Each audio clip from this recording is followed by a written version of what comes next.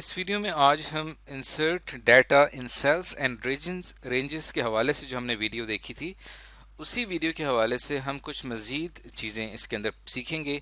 एक हमने इसमें सीखना है ट्रेंड लीनियर, ये क्या होता है, ट्रेंड ग्रोथ क्या होता है और कस्टम फिल सीरीज जो होती है ये क्या होती है। तो स्टार्ट करते हैं। सबसे पहले हम यहाँ पे हमारे सामने एक एक्सेल की एक शीट मौजूद है और इसके अंदर हम क्या करने चाह रहे हैं कि यहाँ पे मैं कुछ वैल्यूज़ फिल अप करता हूँ। तो 1 ये मेरी पहली वैल्यू है, उसके बाद अगली वैल्यू यहाँ पे है 5। अब 1 और 5 के दरमियान में कितनी वैल्यू का डिफरेंस है, 4 वैल्यू का डिफरेंस है, यानी 4 का डिफरेंस है। अब मैं चाहता हूं कि इसी डिफरेंस से जो मेरे नीचे वाला सेल जितने भी ये एक रेंज में सेलेक्ट कर लेता हूं और उस पूरी रेंज को मैं फिल करना चाहता हूं इसी डिफरेंस से। तो उसके लिए मैं क्या करूंगा, एडिटिंग पे जाऊंगा, फिल पे जाने के बाद आपने क्लिक करना है सीरीज के ऊपर। जब हम सीरीज के ऊपर क्लिक करते हैं इसे फिल मेन्यू कहा जाता है। अब इसके अंदर है सीरीज इन कॉलम, मैं कॉलम में फिल अप करना चाह रहा हूँ और यहाँ पे टाइप हमने क्या रखी हुई है, लीनियर। लीनियर का मतलब ये है कि एक खास फिक्स डिफरेंस के साथ अगली वैल्यू आएगी। और यहाँ पे जब आप ट्रेंड लीनियर इसको सेट करते हैं तब इससे जो चीज़ बनती है उसको मैं भी अब समझाऊंगा। अब यहाँ पे देखिए, यहाँ पे स्टेप वैल्यू क्या शो हो रही है, 4 वैल्यू शो हो रही है और यहाँ पे हमारी एक स्टॉप वैल्यू है। अगर मैं फॉर एग्जांपल यहाँ पे जो स्टॉप वैल्यू रखता हूँ 20, इसका मतलब ये हुआ कि हमारी ये जो सीरीज फिल होगी इसके अंदर 20 के नीचे जो वैल्यूज होंगी सिर्फ वो फिल होंगी, 20 के बाद की वैल्यूज फिल नहीं होंगी।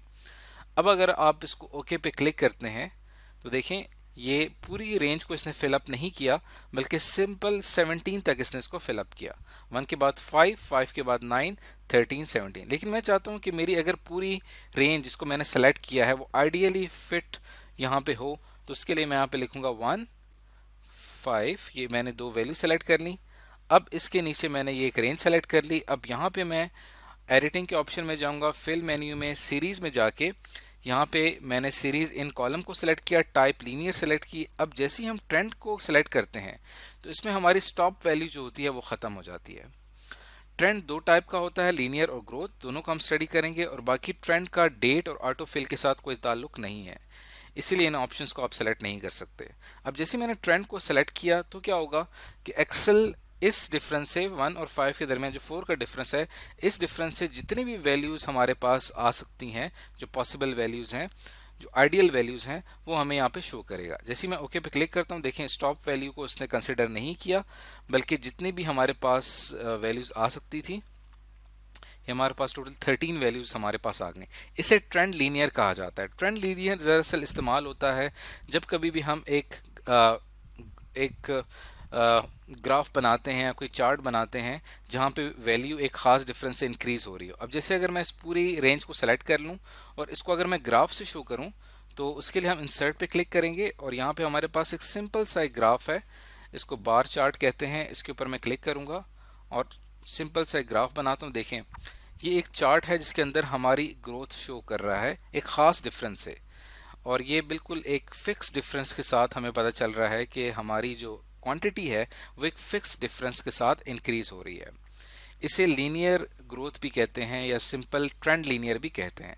तो इसका इस्तेमाल होता है ग्राफ बनाते हुए। जब हम ग्राफ का सेक्शन पढ़ेंगे तो वहाँ हम इसको और डिटेल से पढ़ेंगे। फिलहाल ऑटो फिल या फिल मेन्यू में आपको इसका मतलब पता होना चाहिए। अब जो दूसरी चीज हमने सीखनी है वो क्या सीखनी है, ट्रेंड ग्रोथ को हमने सीखना है। ट्रेंड ग्रोथ, ट्रेंड लीनियर हम सीख चुके हैं। ट्रेंड ग्रोथ इस्तेमाल होता है एक्सपोनेंशियल कर्व बनाने के लिए। एक्सपोनेंशियल कर्व जो होती है एक ऐसी मैथमेटिक्स में एक ऐसा ग्राफ होता है जिसके अंदर आप टाइम के लिहाज से कोई भी चीज़ अगर इंक्रीज हो रही हो तो उसको ग्राफ की मदद से शो किया जाता है। यानी जो जो टाइम इंक्रीज होता है तो वो जो क्वांटिटी है वो उस टाइम के हिसाब से बढ़ती चली जाती है, उसको एक्सपोनेंशियल कर्व कहते हैं। इसको बनाने के लिए हम इस्तेमाल करते हैं ट्रेंड ग्रोथ का।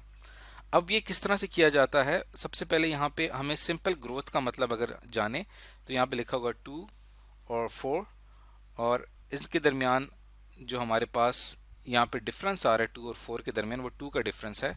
अब ये पूरी रेंज मैंने फिलअप करनी है।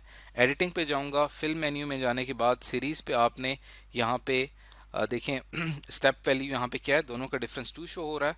और अगर मैं नॉर्मली स्टॉप वैल्यू करूंगा तो वो एक खास फासले तक हमें लेके जाएगा। ग्रोथ पे क्लिक करता हूँ और यहाँ पे मैं ऐड कर देता हूँ 20। 20 की आगे की वैल्यूज जो होंगी वो शो नहीं करेगा। ओके पे क्लिक करता हूँ तो देखें 2 के बाद 4, 4 के बाद 8, 8 के बाद 16। अब ये होता किस तरह से है कि 2 और 4 के दरमियान 2 का डिफरेंस है।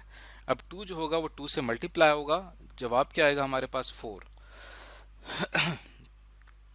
इसी तरह उसके बाद आपके पास जो रिजल्ट आया 4, 4 को हम क्या करेंगे, इस 4 के अंदर ऐड कर देंगे, तो 4 प्लस 4 क्या जवाब आएगा 8। इसी तरह अब 8 और 4 के दरमियान किसका डिफरेंस है, 4 का डिफरेंस है। तो अगर हम 4 को 2 से मल्टीप्लाई करें तो जवाब क्या आता है हमारे पास 8 आता है। अब 8 जो हमारे पास वैल्यू आई है वो इसके अंदर ऐड हो जाएगी और जवाब क्या आ जाएगा 16। इस तरह से इसे ग्रोथ कहा जाता है। लेकिन ट्रेंड ग्रोथ में ये होता है कि आप स्टॉप वैल्यू को कंसिडर नहीं करते और जो भी हमें वैल्यूज रिक्वायर्ड होती हैं एक एक्सपोनेंशियल कर्व बनाने के लिए वो हमें मिल जाती हैं। यहाँ पे मैं क्लिक करता हूँ, उसके बाद फिल पे हम जाते हैं और यहाँ पे जाने के बाद आप सीरीज पे जाएंगे और यहाँ पे मैंने ट्रेंड सेलेक्ट कर लिया, ग्रोथ को सिलेक्ट करूंगा, ओके पे क्लिक करूंगा तो जितनी भी वैल्यूज हमें रिक्वायर्ड हैं इस पूरी सीरीज में एक्सपोनेंशियल कर्व बनाने के लिए वो हमें मिल जाएंगी। अब आप देखें ये भी उसी तरह से काम कर रहा है। 8 और 16 में कितने का डिफरेंस है, इन दोनों में टोटल जो है वो 8 का डिफरेंस है। 8 को अगर आप 2 से मल्टीप्लाई करें तो जवाब क्या आएगा 16। अब 16 जो है वो 16 के अंदर ऐड होके जवाब क्या आएगा 32। इसी तरह इन दोनों के दरमियान 16 और 32 के दरमियान जो डिफरेंस है वो हमारे पास क्या है 16 को 2 से मल्टीप्लाई करेंगे जवाब आएगा 32 और वो इसमें ऐड होता चला जाएगा। इस तरह से हमारे पास जो ग्राफ बनता है इसे ट्रेंड ग्रोथ कहते हैं। अब मैं इन वैल्यूज को अगर सेलेक्ट करता हूँ और इंसर्ट पे जाके आप यहाँ पे एक सिंपल सा हमें ग्राफ बनाते हैं तो देखिए यहाँ पे एक ग्रोथ चार्ट शो कर रहा है। ये जो ग्रोथ चार्ट है या जो ट्रेंड ग्रोथ है ये दरअसल इस्तेमाल होता है डिफरेंट कंपनीज की जानिब से जब उन्होंने आने वाले वक्त की इसकी ग्रोथ की प्रिडिक्शन करनी होती है। ये डिपेंड करता है आपकी इनिशियल वैल्यूज के ऊपर कि आपकी इनिशियल क्या वैल्यूज हैं। उसके बाद ये ग्राफ खुद से वैल्यूज जनरेट करता हुआ एक ट्रेंड ग्रोथ एक ग्रोथ ग्राफ बनाता है जिससे कंपनी को आने वाले दिनों में टाइम के हिसाब से यहाँ पे अपनी ग्रोथ का अंदाजा हो जाता है कि इतने दिनों बाद ये हमारी परफॉर्मेंस होगी। अब आप देखें यहाँ पे किस तरह से शो हो रहा है, 8 के बाद ये थोड़ा सा ग्रो हुआ, उसके बाद ये किस तरह से आगे इंक्रीज करता चला जा रहा है। तो इसको भी हम इन डिटेल समझेंगे जब हम चार्ट्स एंड ग्राफ का सेक्शन पढ़ेंगे। फिलहाल आपको यहाँ पे ये समझ आ जानी चाहिए कि लीनियर ट्रेंड लीनियर क्या होता है और ट्रेंड ग्रोथ क्या होता है। इसी तरह हमारे सीरीज मेन्यू में फिल मेन्यू में जो बाकी ऑप्शंस थे उनको भी अगर हम एक नज़र देख लें, इसके अंदर आपको ऑटो फिल का ऑप्शन नज़र आ रहा है। इस वक्त हमें लीनियर ग्रोथ समझ आ चुकी है। डेट को भी हम इससे पहले ऑटो फिल की वीडियो में बहुत डिटेल में पढ़ चुके हैं कि डेट को कैसे फिलअप किया जाता है और डेट को जब हम सेलेक्ट करते हैं तो हम डे को किस तरह से ऑटो फिल कर सकते हैं, डे के हिसाब से, वीक डे के हिसाब से, मंथ के हिसाब से या ईयर के हिसाब से। अब अगर ऑटो फिल की बात की जाए तो फॉर एग्जांपल यहाँ पे मैं लिखता हूँ फ्राइडे और उसके बाद यहाँ पे जितने भी सेल्स हैं यहाँ तक कि मुझे पूरी एक ऑटो फिल करना है इसको पहले मैंने रेंज को सिलेक्ट किया। उसके बाद एडिटिंग के ऑप्शन में जाके आप फिल पे जाते हैं, सीरीज में जाते हैं और यहाँ पे आके आप क्या करेंगे कि ये जो आपने रेंज सेलेक्ट की है इसको मैं ऑटो फिल कर देता हूँ। ऑटो फिल में स्टेप वैल्यू और स्टॉप वैल्यू नहीं होती। ओके पे क्लिक करूंगा तो देखिए जितने भी हमारे पास आने वाले दिन हैं वो इस हिसाब से खुद ब खुद ऑटो फिल हो चुके हैं। तो अब इस फिल मेन्यू के अंदर जितने भी फीचर्स थे वो सारे हमने यहाँ पे सीखे हैं और इससे पहले की जो वीडियो थी उसके अंदर हमने फिल हैंडल के ज़रिए सीखा है कि उसे हम कैसे इस्तेमाल करते हैं ऑटो फिल फीचर के लिए। अब हम इसमें देखते हैं कि जैसे हमने देखा कि यहाँ पे हमारे पास दिनों की लिस्ट थी, ऐसे हमने इसे यहाँ पे ऑटो फिल कर दिया। इसी तरह मंथ्स की लिस्ट को भी आप ऑटो फिल कर सकते हैं। लेकिन अगर आप अपनी कोई यहाँ पे कस्टम लिस्ट जो है, ये एक्सपोनेंशियल कर्व को आप देख सकते हैं, इसको हमने अभी थोड़ी देर पहले बनाया था ट्रेंड ग्रोथ से। कस्टम फिल सीरीज अगर आपने करनी है तो वो आप किस तरह से करेंगे।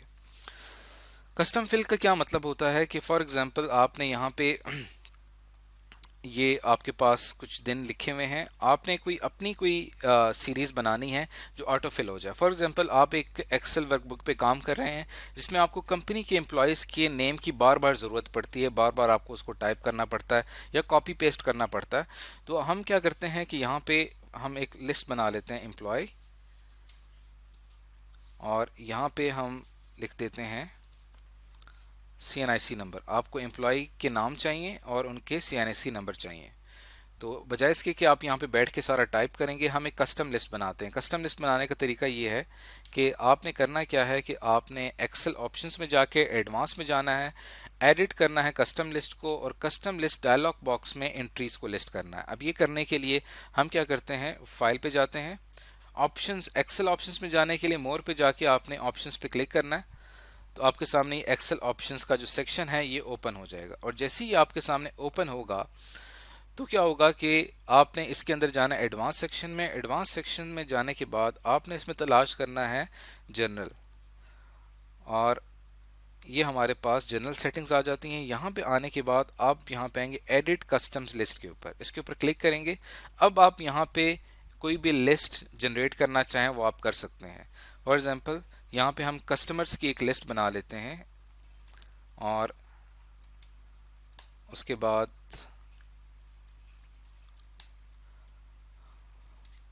यहाँ पे हमने उनके नाम लिख दिए, और